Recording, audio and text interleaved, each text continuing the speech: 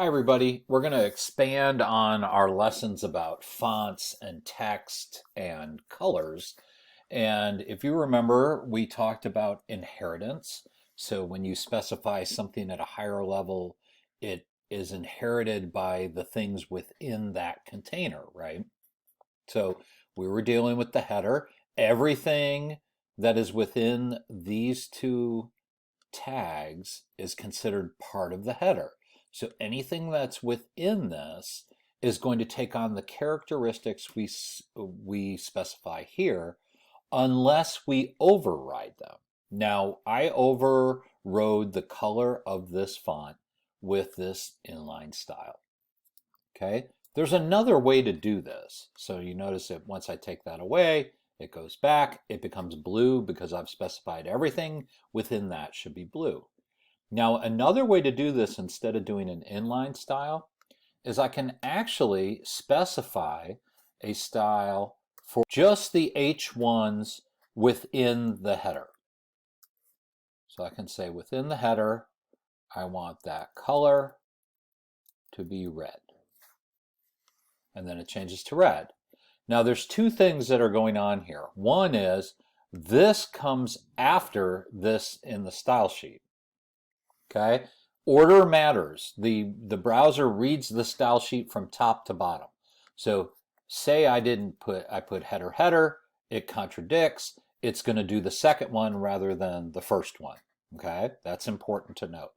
Now in this case, I'm only specifying that for the H1. So what this does is this says, okay, the header, this color is blue, everything should be blue, and then I come to here and it says, oh, but wait, the H1 should be color red. Now notice it only changes the H1s within the header. So let's say I put an H1 in the education section.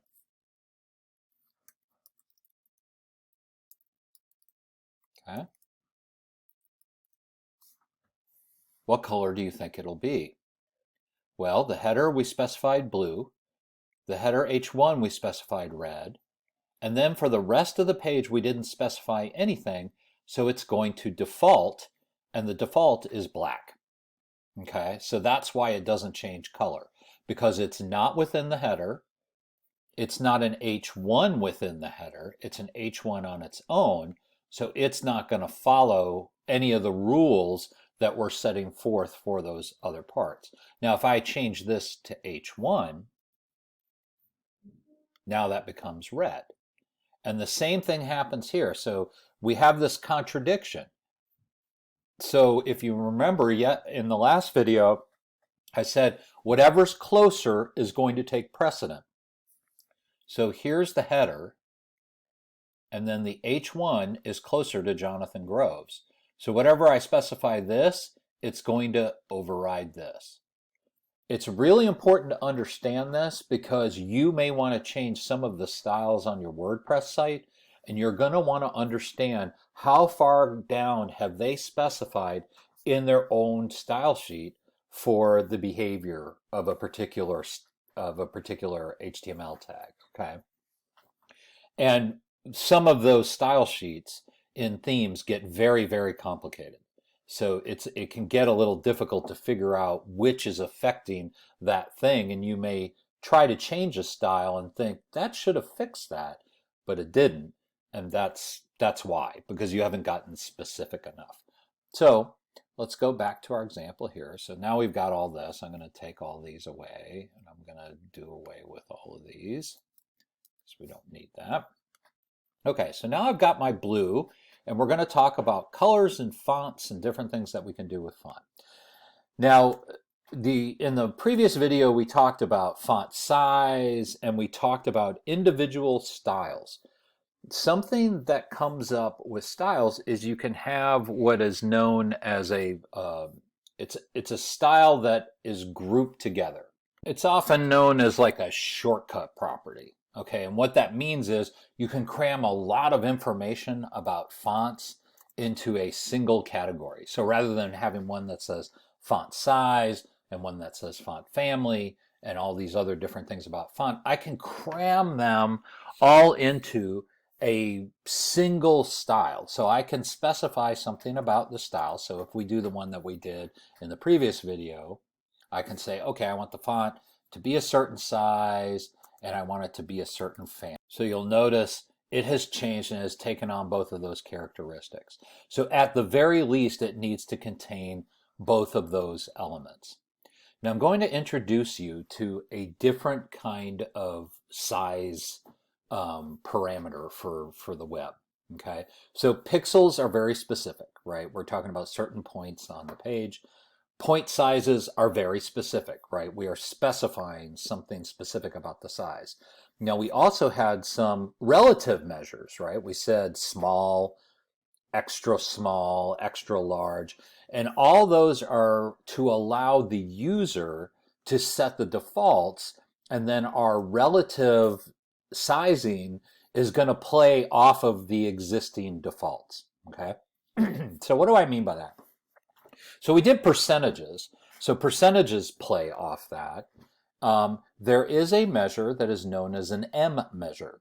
So if I say 1 EM, okay, and that is 1 M size. So what that means is, what is the default setting in the browser for this particular style or this particular tag, right? So in this case, I'm going to look at an H1, and an H1 in the browser will have a specific style. Usually the default is it'll be black and it'll be 16-point font. So what the 1M says is, with the 16-point default font, what is the size of a capital M? Okay, so we use 1M. So if I use 2 M's, that's going to be twice the size of a capital M. So it gets a little bigger. And so you can use decimal points. You can use, you can really go as far down in the decimal points as you want. So it's useful. A lot of designers like to use relative styles because that makes for a responsive layout, because it's responding to the defaults in the device rather than me specifying certain things about the web page. You don't want something that looks great on one device and looks terrible on another. So the goal of responsive design is, can I have a website that looks decent across contexts? So whether I'm looking at it on an Apple iPhone, whether I'm looking at it in Firefox on an Apple computer, or whether I'm looking at it in Microsoft Edge on my PC, you want it to look good regardless of context, okay? And that's where the relative measures can be helpful. Now, if you've done some design in InDesign, or even if you've designed your documents in Word or PowerPoint, you have a lot of control over things you can do with the font. And you can do that here. You can either put it in the group font, the summary font property, or the shortcut font property, or you can actually specify some things. And in the book, you notice there are a ton of them. So so what I can do is specify small caps. And see, it gives me that kind of look. So there are all different kinds of things you can do to the fonts, and the book has a ton of them.